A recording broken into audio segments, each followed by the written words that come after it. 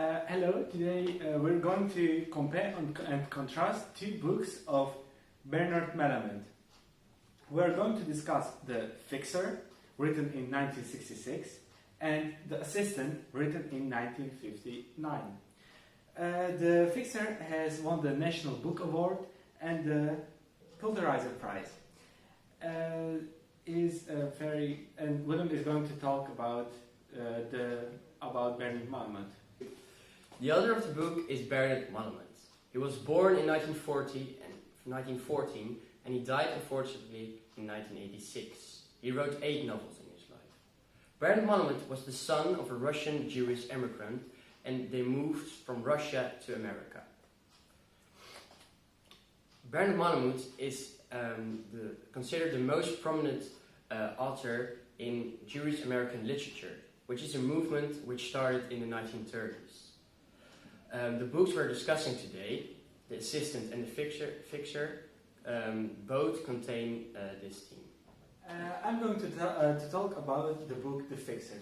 Here we see a fixer, and he can do a lot of jobs. So is Yaakov, the main character.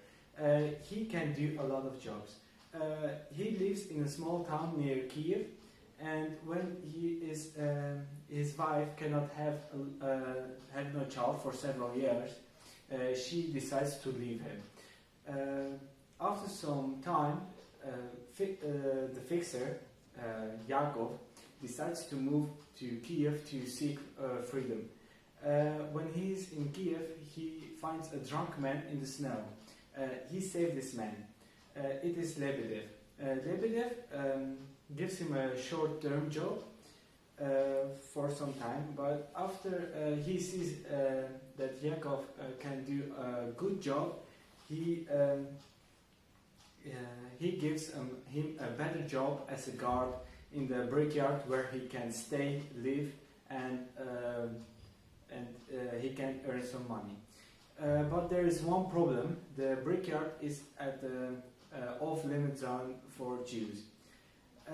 There is actually not a lot of problems.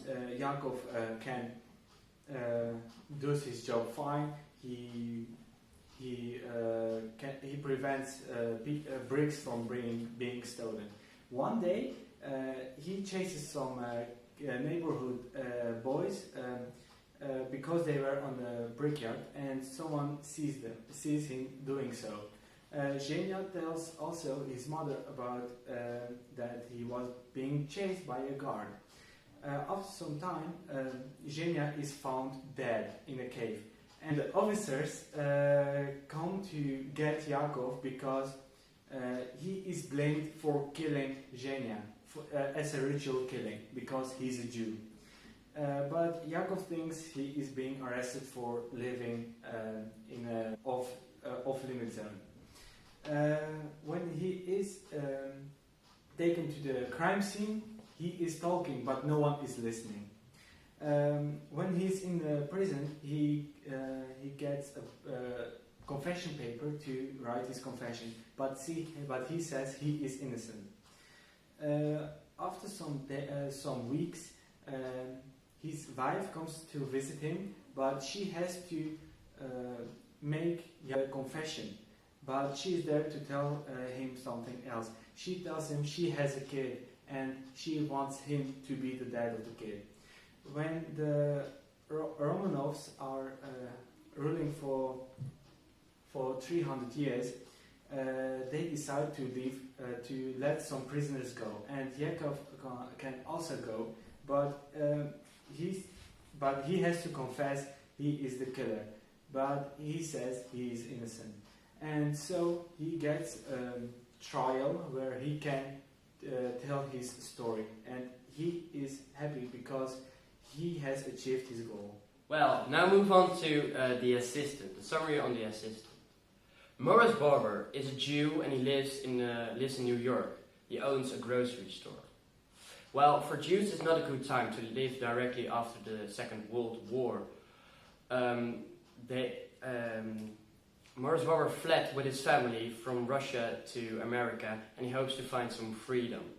His family consists of his wife, Ida, and his daughter Helen. Morris is a good Jew.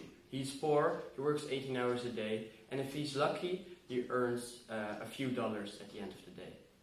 It's making or breaking for the family. They don't have a lot to spend, and they are willing to sell their grocery store to make some money. Well, to make things worse, at one night there occurs a robbery at the store. One of the robbers is Frank Alpine, and he feels regrets for his mistakes, for his actions. So he goes back on one day to the store to apply for a job in the grocery store. He becomes the assistant. And because Morris really needs the help, he lets Alpine do the work at the store. Well, Alpine is quite a smart guy. He doesn't tell about the robbery. Well, Alpine does seem like an honest person, but he doesn't earn a lot, and he steals from the vault. Well, there is also love also plays a role in this story.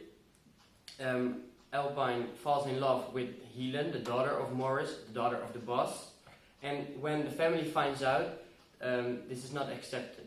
A Jew with a non-Jew and a worker with the daughter of their boss, it cannot be done. Helen and Frank meet in secret in the library until Frank uses Helen for sex. Now Helen disgusts Frank and never wants to see him again. To make things worse for Frank, he tells about the robbery and the stealing from the vault, and he wants to make things right. And this happens when there occurs a fire in the grocery store, and Frank saves the whole family. He saves Ida, he saves Morris, and he saves Helen. And he helps to rebuild the store. Fortunately, the family finds a buyer for the store so they can sell it. Unfortunately, a few days later, Morris dies. And this sets Frank to think. And he makes himself Jewish. He improves his life and changes into a Jew. The love between Helen and Frank never comes back. This is the end of the story. The main characters of both books come in contact with racial hate often, also called anti-Semitism. In the assistant, we see this that Morris is an easy victim for bad things, such as the robbery. Just because they seem an easy victim, they get robbed and they fear a lot of bad things. Ja, dat was tandtoe slecht, maar we gaan gewoon door. Ik ga het nu nog even doorpraten. In The Fixer, we see that there are a lot of laws for Jews, just as we can see on this picture. Christians are allowed everywhere, and Jews are not allowed. These laws, we can compare them with the laws we know from Nazi Germany. Now discuss the themes. We see that in both books, religion plays a big role. In the book The Assistant, religion plays a big role since Frank Alpine changes his religion in the end, which is quite a big plot twist.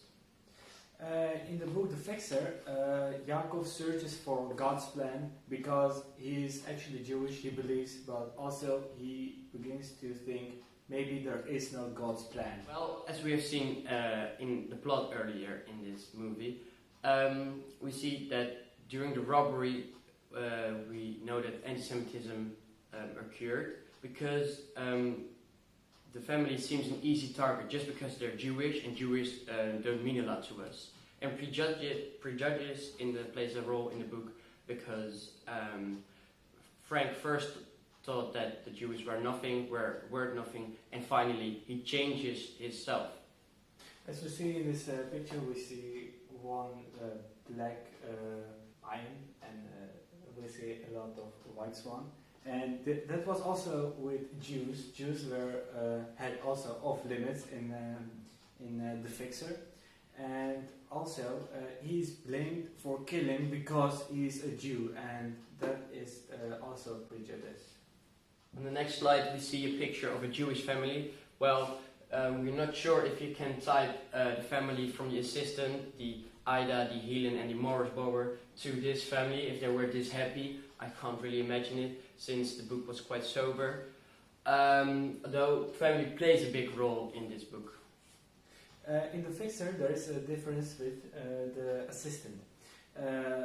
Namely, Yaakov has no family. His parents died in the pogrom, and his wife leaves him, and he's left alone. But at the end, he becomes still a father.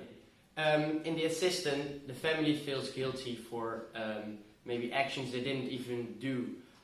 They feel guilty while they're guiltless, and they really are attached to humanity, and they believe that it's their fault, which is, maybe you can see this as a characteristic of Jews, that they are responsible for the actions of other people, which is maybe not necessary.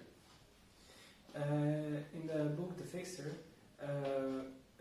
Yaakov is blamed for killing, and other Jews are always blamed in the book for killing kids or killing people for ritual. On the picture we see a person who is deeply in himself, and we feel that guilt and blame people should feel like this. In the book The Assistant, we see that the family is quite a somber family. They fear life actually, but they are a bit back to the background. And in the opposite, we have Frank Alpine, who is actually a dreamer. His mindset is open to the world, and that's the contrast between the characters in the book. In the Fixer, we see Yaakov, and he's really somber, like Willem said about the assistant. And he doesn't enjoy life, but he wants to seek freedom. We have come to the end. Although the books are different from each other, there are a lot of similarities in both books because they are written by the same author.